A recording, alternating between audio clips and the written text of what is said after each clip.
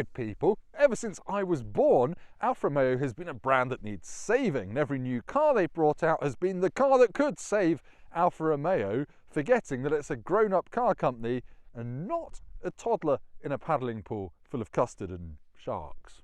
Anyway, this is Alfa's new saviour, the Tonale, and the better question isn't whether it will save Alfa Romeo, it's whether it will save us, car buyers, from a raft of boring SUVs. It goes up against the Audi Q3, BMW X1 and Mercedes GLA, but unlike those three cars, it looks really, really stylish, as you'd hope for from an Alfa Romeo, especially in Montreal green. You get Alfa's signature shield-shaped grille, which looks amazing. You've got these slim headlights with these three C-shaped daytime running lights, which to me look like an Italian person giving it some of that, but they're apparently nicked from the Alfa SZ from ages ago. And of course you've got Alfa's famous badge with the snake eating a person or giving birth to it orally, depending on which Wikipedia page you read. Around the side you get this gorgeous swooping roofline and silhouette, which makes a Nissan Qashqai look about as exotic as baked beans. The Tonale is 4.5 meters long, which is a smidge longer than a Volvo XC40 and BMW X1, but it's still not gargantuan. I love though these teledial wheels. It's an Alfa Romeo signature. Looks like one of those old rotary phones, you know, the type that you use just to call people and not insult other people's mums on Twitter like you do with modern phones. Now, we haven't really shown you the Tonale's bum yet because we're saving the best till last. Look at it, it's gorgeous. It's almost as cute as its face, thanks to this very de rigueur light bar there and a repeat of the C-shaped daytime running lights in the tail lights. The boot space is a little bit style over substance, frankly. In this plug-in hybrid one, you've only got 385 litres of space for your stuff, which is 115 litres less than if you just got the regular mild hybrid petrol. Sure, you've got some space under the boot floor for your charging leads, but there's no clever handles to fold the rear seats down. I've got a 12-volt socket and a few small little hooks, but that's about it. So yeah, they definitely prioritised having a nice looking bum over one you can fit. I'm not going to finish that sentence. Now, those nerdy car journalists I spoke about at the start of this video would point out that the platform the Tonale on is older than the Apennine Hills, but to me it feels fresh. You get the same delicate thin steering wheel that you get in the Giulia and Stelvio, complemented by a nice sharp digital dashboard. The infotainment, that's a 10.2-inch touchscreen, which is again sharp, it's really responsive, but some of the icons are quite hard to use on the move, and that coupled with the really sharp steering, it's really sensitive, means I've had some wobbles while trying to switch to DAB radio and things like that. It does have wireless Apple CarPlay and Android Auto though, so it's a good system otherwise, and it's backed up by physical, yes, physical climate control buttons. Hooray! So I can demist the windscreen without having to wait for that to boot up. I've got wireless charging as well down there. However, it is not all bene in this car, because there are some cheap plastics kind of on the doors up here.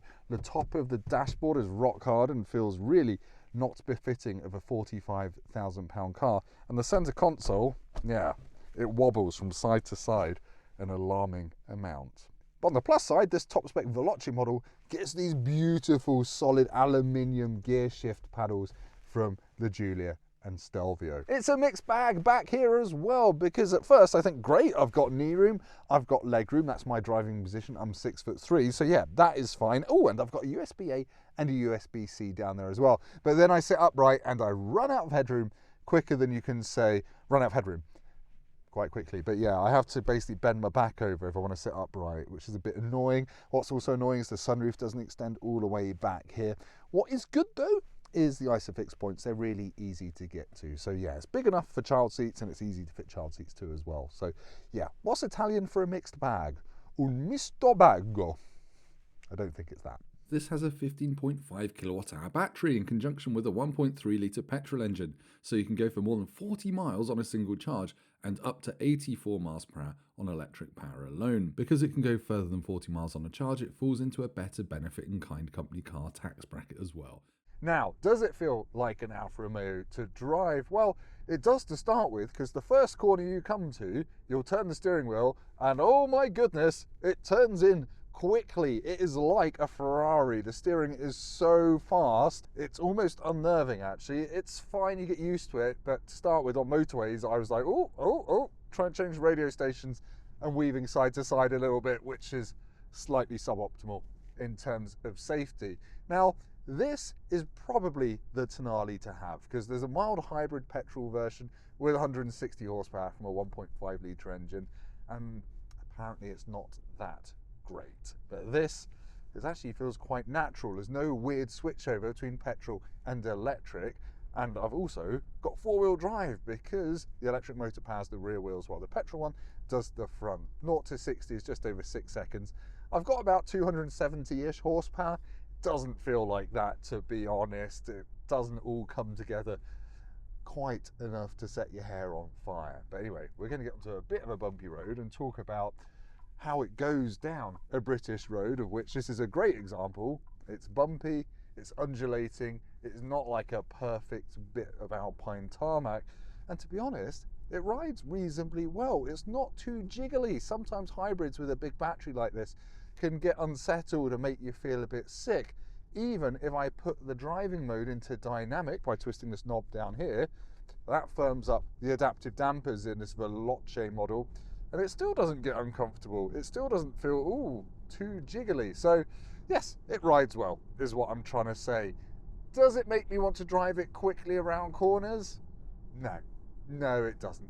It is still a family SUV, and Alfa's judged it pretty well, so your kids aren't going to feel uncomfortable, but you're not going to want to drive it like your hair's on fire. There's a little bit of fun to be had when you boot it out of a tight corner and the electric motor sends power to the rear wheels, and it feels rear-wheel drive for a little bit, but you're not going to be recreating whatever the Italian version of Tokyo Drift is in it. In terms of motorway refinement, we did a bit of motorway driving to get up to this beautiful bit of Cumbrian countryside, and it was quite refined on the motorway as well. It was quiet, it was hushed, it would make a good cruiser. My only problem I have really is the same problem I have with most plug-in hybrids. It's got a small petrol tank. I don't know how many litres it is, we'll put that up on the screen, but it's only saying I've got 200 miles of petrol from a full tank. Add 40 miles of electric charge, and that's 240 mile total range. Well, that ain't great, Alfa Romeo. I'm gonna say this is a good car to cruise about in. It probably makes a sensible choice if you mostly do town driving, where you can just sit in electric mode. Otherwise, yeah, it's okay. But anyway, let's go back to me standing vaguely near some sheep for a conclusion. So, what do we reckon of the Alfa Romeo Tonale? Is it going to save Alfa Romeo? I don't know. Do they need saving? Not really sure either, but it is going to save us from boring SUVs because it's a really compelling alternative to the German competition. And yes, it's got a few flaws. It wouldn't be an Alfa Romeo if it didn't have some, frankly. Things like the rear headroom, the boot in this plug-in hybrid, and also the slightly thrashy petrol engine when you're caning this one. But that's made up for by style and an interior that is by and large really quite nice. So yeah, it's a compelling alternative to the Germans, and I quite like it. Please do subscribe to the Motorpoint YouTube channel because we've got plenty more car reviews coming very soon. Drop us a like, and I'll see you next time.